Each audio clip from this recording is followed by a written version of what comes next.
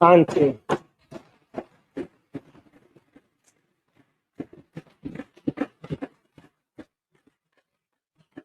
You know you're getting old, Mr. President, when they start to call you auntie. It's all right. What? You have company.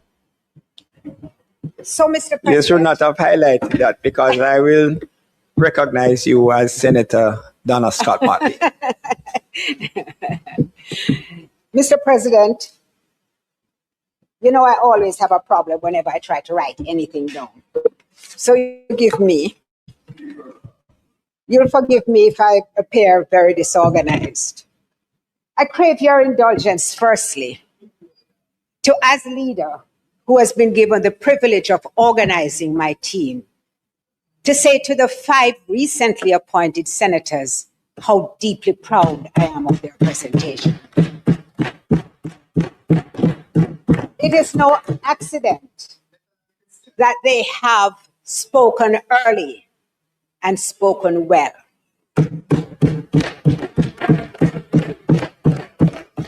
Mr. President, I am never long in speaking, and I can assure you that I'm very cognizant of the time and also the fact that a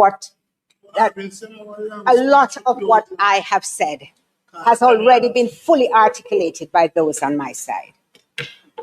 But I want to say that in September, I had a shift in my appointment. And so I was given responsibility for foreign, regional, and diaspora affairs.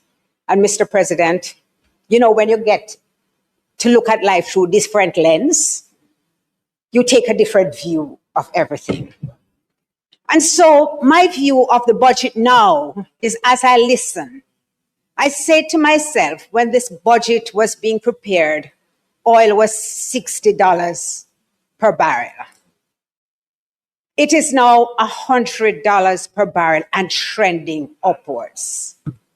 And I'm deeply concerned about the implications for our country, the implications for the budget, which has been so extolled. I do remember when we faced the global financial meltdown.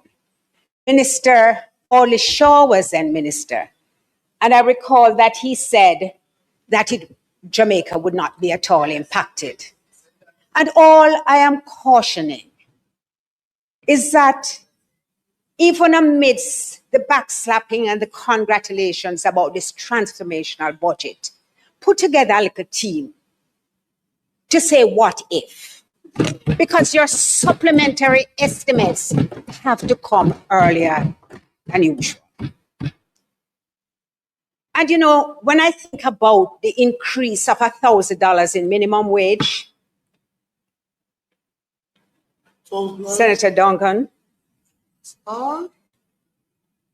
before it lands in their pockets, it's already eroded. Over the last 4 weeks, we have had increases every single week of $4.50 per liter on gas. And gas, you know, I drink a lot of water, you know, so I don't like them water joke here. I just want some of the $20 one to be sent to me. Senator Morgan is going to send me, oh, true, you always give me. But I want Senator Morgan to send me some of the $20 one. But the whole fact of the matter is that once gas is increased, everything is impacted. So the poor mother who is sending her child to school now has to consider how much more she's going to have to put on the lunch money. And the farmer has to think about his inputs. So the plummy tomatoes that we're getting now for $100 per pound, about 400, is going to be increased. When you get in your car Senator Tomlinson, you have to now consider not yourself. No, indeed, some of us have more than others. But how will your patients reach you? What is it that they have? No, I'm sorry, Thompson. How will your patients reach you? What will they have to endure? And the MSLP programs, which we have been speaking about, and I'm grateful to those who have touched on it because that was an area of deep concern for me. They too will now face inflated costs because our electricity, the cost of our electricity is one of the highest ever. We have already been served notice by JPS that we are going to face an increase. These are perilous times. I pray every night, and I'm a praying woman. I pray every night that good judgment and sound reason will prevail and that this war will come to an end. Mr. President, I want to say a word about the NHT. There are those on my side who are deeply steeped in finance who can't understand when I get outraged and say, but the Prime Minister says National Housing Trust is a financial institution. And they kind of look at me like, duh. Well, it is. In fact, if it were being ranked with other tiers, it would be about the third largest financial institution. Its assets are stronger than the whole entire building society sector. It is a formidable institution. So why do I get upset that it's called a financial institution? In May 2022, that is how the Prime Minister described it. He says that there are some people who really want to think it is a charitable institution and want it to be dedicated to social housing. And when I recall that Michael Manley was impelled to do this because he said housing is not supposed to be a privilege for the few, but a right which everybody should enjoy. Then I say, if you're going to see through the lens of a financial institution, how are you going to meet that mandate? And you know what, Senator Morgan? So the whole system was changed. And now it's funded through the banks. I'm going to tell you about what happened to a client of mine. And she was really lucky that I was a lawyer. And she wasn't my client. I was a client for the vendor. And it's Maypen Clarendon, so you kind of know everybody. And, you know, you understand there are relationships. So when she went to purchase the house, she was unemployed. And NHT was going to give her the loan. By the time she went back for the second interview, she was employed. So NHT sent her to the bank. The bank said, no, you can't qualify for this loan. So they sent her back to NHT. NHT sent her back to the bank. And in between, she had to pay for another valuation. You know how much valuation reports cost? And the agony,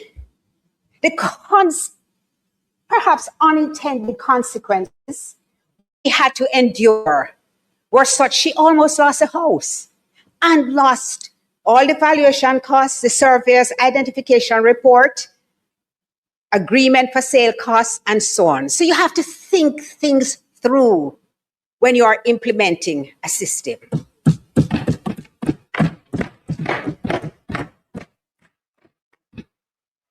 Let me look at my notes to tell you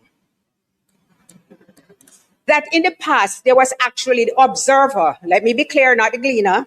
The Observer did an analysis of the NHT and found that in the past, there would actually be an outspend on housing. Since 2023-24, contributions reached a record 56.6 billion. Housing expenditure fell to 30.2 billion, widening the gap between collections and housing deployments to its widest margin in more than a decade.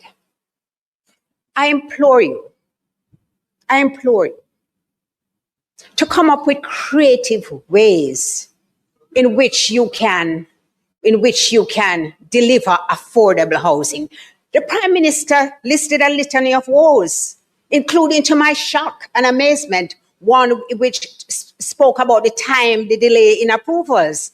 And I remember when it was former Prime Minister Bruce Golding who had promised 90 days for approvals, and it still has not been done. When you talk about promises made and promises kept, let me tell you about one. I am standing in a parliament on Duke Street named Gore House. It was promised that the new parliamentary building would have been started in 2020, 2021. And I'm still standing here. And I know that I'm going to hear a litany of excuses, but you will forgive me if when I look at the lens of this budget, which you say is so transformational, which outlines a vision, that I lack trust. And a budget should create credibility and trust. But just at one example of where we are right here debating should make you pause and think. And finally, because I've promised that I will be brief, not because it is that I don't have more to say. No, it's not finally, Minister, because I have to talk to you about Melissa. There are two names which were called constantly throughout the debate, not by you, but we heard Melissa and Dr. the Most Honorable Andrew Holness. But Melissa, the recovery from Melissa, from your own ministry, there are still persons living in schools as shelters. And I can tell you, I was not pleased when Dr. Troop explained that there were family members, they were related to teachers, there were relatives of this body or that body, and that everybody knew the persons very closely. In fact, that made me more dismayed because I couldn't understand why the government was allowing this. And then I asked myself, was this the same school that they were given on December 31st to move with no arrangements made? And now we are in March, and they are still in letters. They are actually, according to the statistics which were delivered by the ministry, Senator Fitz-Henley, by the ministry, there are 93 persons who are still in shelters. And the greatest amount was at Petersfield. I urge you, Minister, I implore you, I beseech you to give your attention to this. Children need a space in which they can learn. And it struck me that it was the police who raised the numbers about children who could not be located in St. Elizabeth. You see, they understand the connection between children not attending school and an increase in crime.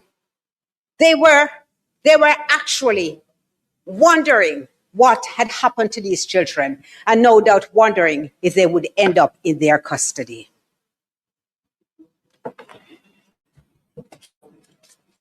And Mr. President, you were not in the room when I spoke about my new responsibilities. So you will understand why I cannot overlook the issue of Cuba and the medical mission. I have heard the sneers about Cuba. I have heard the condemnation of socialism. But Cuba has never bombed anywhere. Cuba has never attempted to wage war. Cubans have been coming here for over 5 decades, and they have never attempted to impose their ideological beliefs on us. They have never attempted to impose, and be clear, Minister Hill, listen to me carefully, because I know about words. And when I use them, I understand what I'm saying. They have never imposed their ideological beliefs on us. Never. But here is a country that is being deprecated, a country where the government has supported a resolution to end the embargo. That's the irony. That's why I can't trust you all. Because every day you speak to all the things you do, and then in the next breath, you do something that completely contradicts it. It was in the House last year when Member Warmington chided Minister Terry Long for attempting to do that resolution in Spanish. Because the government was proudly, as they always do, calling for an end to the embargo. Yes, always, consistently. The Prime Minister mentioned it in his own budget debate. But this is a country, Cuba, where they have 99% literacy, where they have one of the best research programs, where they were able to develop COVID vaccine in the early years, and where all that they have done is try to help other countries through their medical missions. Now, the problem, as I see it, with the medical missions is that because the intention is to ensure the demise of the Cuban regime, the Cuban administration, this is hurting them politically, economically.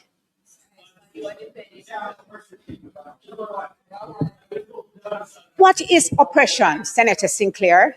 Is oppression seeing a No, we need to debate it, because it is not remote that we might have to face it. Because if democracy means that you can look at a country and decide you like it and you want it for yourself, then that is a dangerous path. If democracy means that you can dictate who the government, I am just posing a scenario.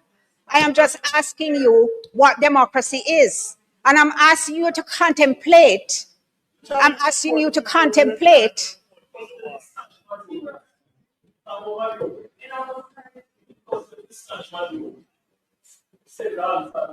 So, it's a year ago, exactly 1 year ago, March 27th, Marco Rubio visited Jamaica, exactly 1 year ago.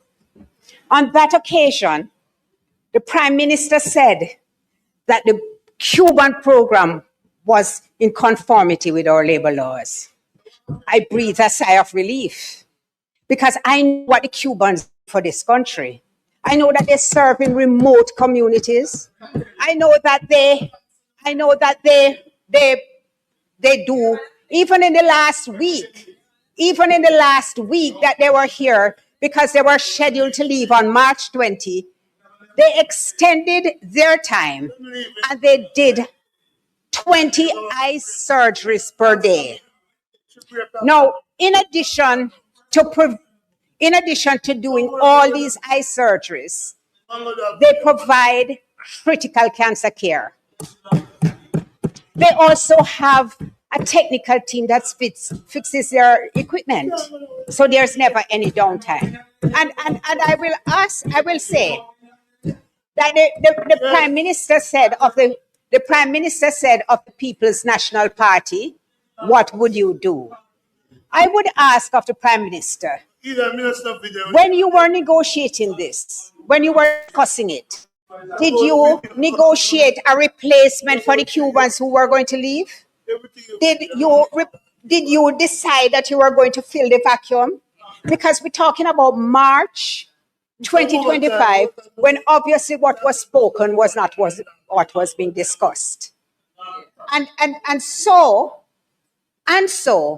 if you don't negotiate a relief, if you're not getting something in return for giving up something, then I think you are a very poor negotiator.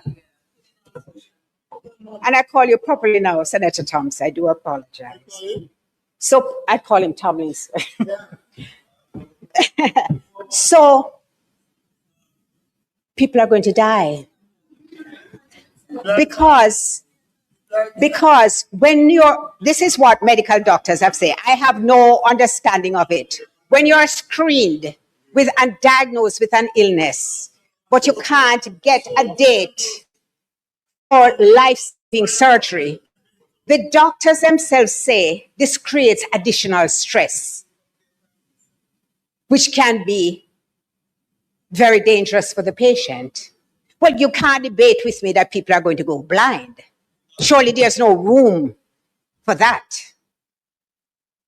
So we are left with gaps in our healthcare system, ballooning costs in our healthcare system as we try to recruit from overseas, because we did not have courage. No courage. You know, I promise I'm not being short as I had promised, but I remember, and I'm not going to tell you the whole of it, but I remember when Winston Churchill made a poem famous. It was actually a poem written by Claude McKay. And it came to my mind many times. You know, when the Prime Minister spoke at the heads of government, I actually commended him on how he approached it. Let me be clear. I thought he had a difficult task. I thought he navigated it well.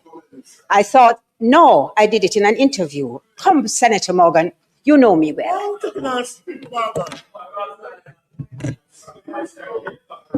CVM. But let me tell you this.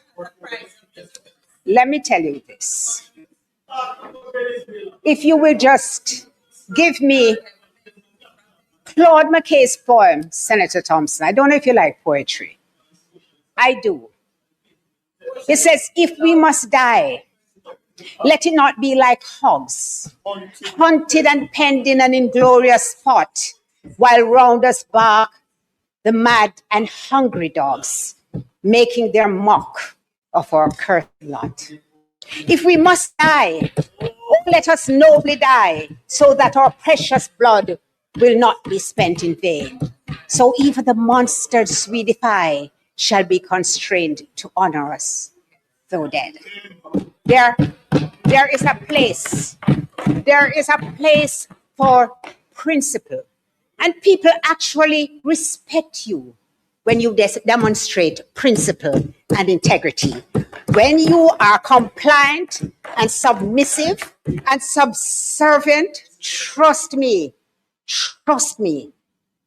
they will only take more advantage of you, because that is the psychology of human behavior. If it pleases you.